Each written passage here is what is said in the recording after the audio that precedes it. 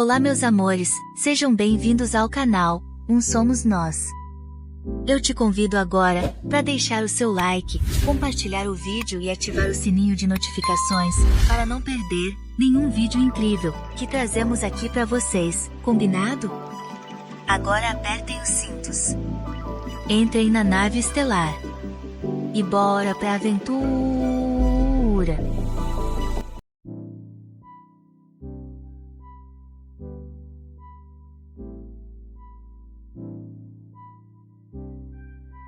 Ele me contou sobre a correspondência com as colônias da Terra, como eram as colônias modernas de nossa era, como funcionava. Então você se lembra do que disse?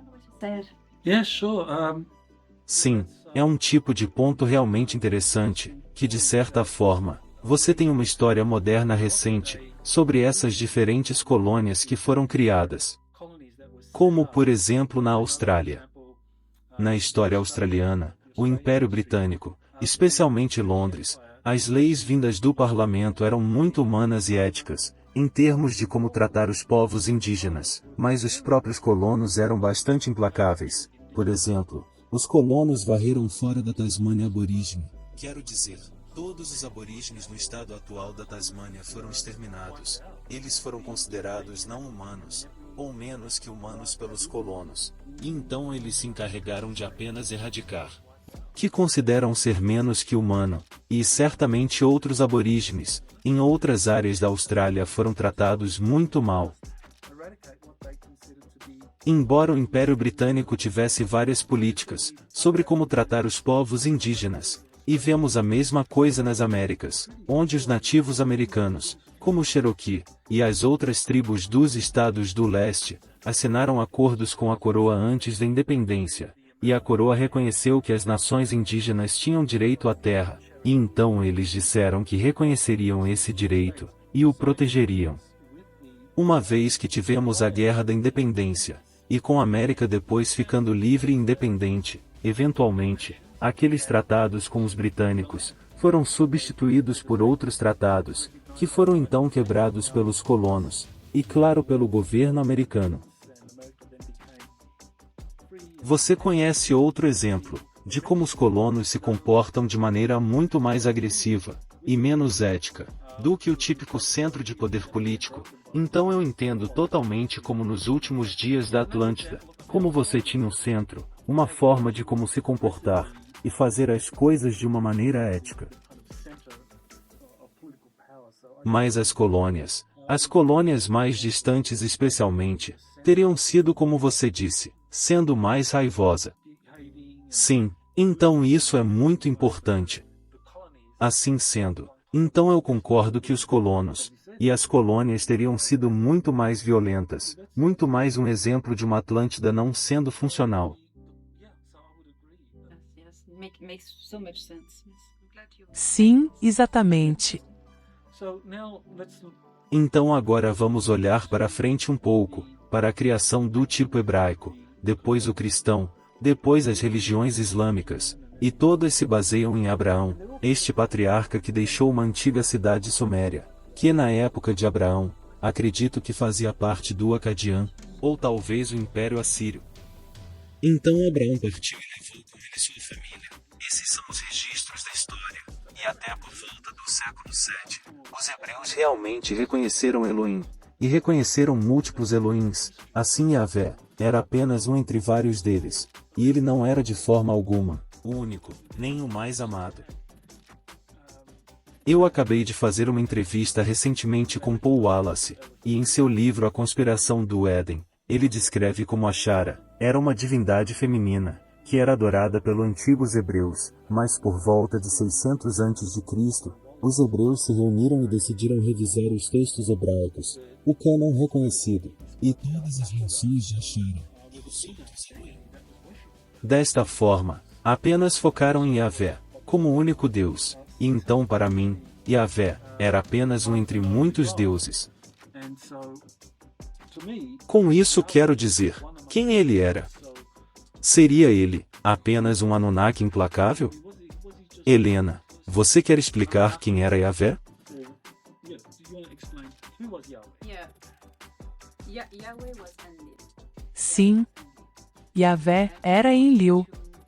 Ele queria brincar com os humanos e governar este mundo. Era cruel. Ele era uma pessoa malvada. Tudo o que ele queria era sádico. Você sabia que ele queria brincar com humanos e torturá-los.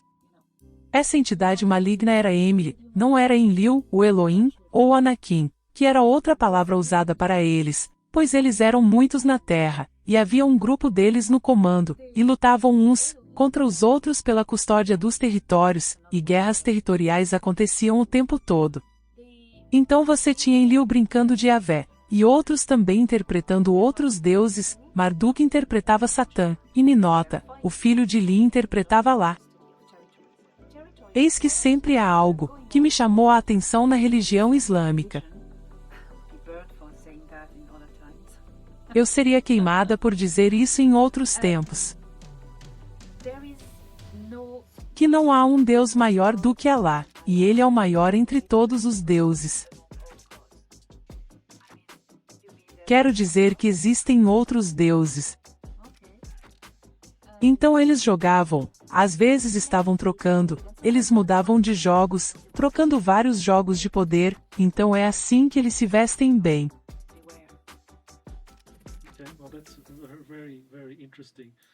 Isso é muito, mas muito interessante. Eu sei que isso é algo que historicamente pode ser mostrado de que os hebreus fizeram a transição de uma religião politeísta para uma monoteísta, com esse foco total em Yahvé como o único Deus.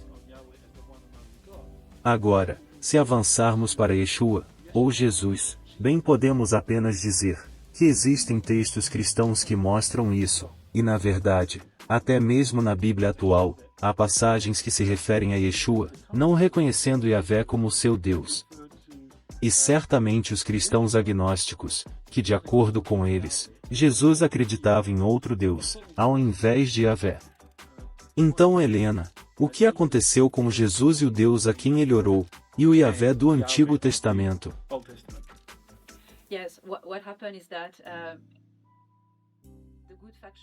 Sim, o que aconteceu é que a facção boa dos Anunnaki não estava feliz com o Senhor, com Emily tendo muito poder. Então Yeshua, que era um híbrido descendente desta linhagem, para tentar fazer as pessoas abrirem seus olhos sobre quem era essa entidade maligna, e que não era um Deus de amor, de verdade e de compaixão. A mensagem de Yeshua era a conexão com Deus, o reino de Deus que você tem dentro de si, e você pode se conectar diretamente com Deus por si mesmo. Desta forma, ele estava dando ao povo sua soberania.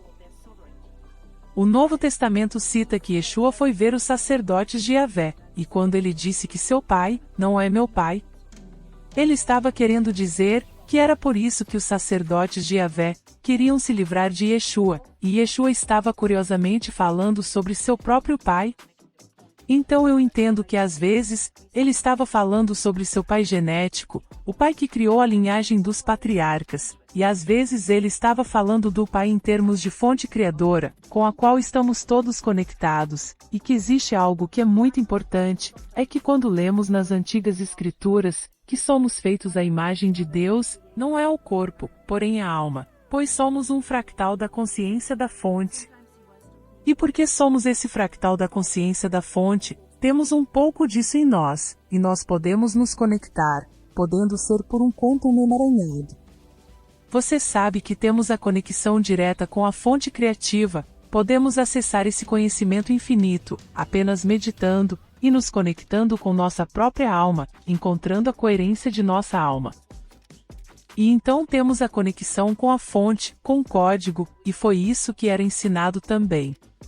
Eu vejo regularmente que ele diz todas essas coisas que precisamos, não precisamos de padre, não precisamos de igreja, nem religião. Ele diz a mesma coisa que Yeshua estava dizendo, é exatamente a mesma coisa, as mesmas palavras que ele disse. Você tem a conexão se você entrar, você pode se conectar com o Criador de todo o universo. E ele lutou no passado, para fazer com que todos entendessem isso, e saíssem da escravidão, porque é isso que ele queria, que a humanidade escapasse e saísse dessa escravidão infligida.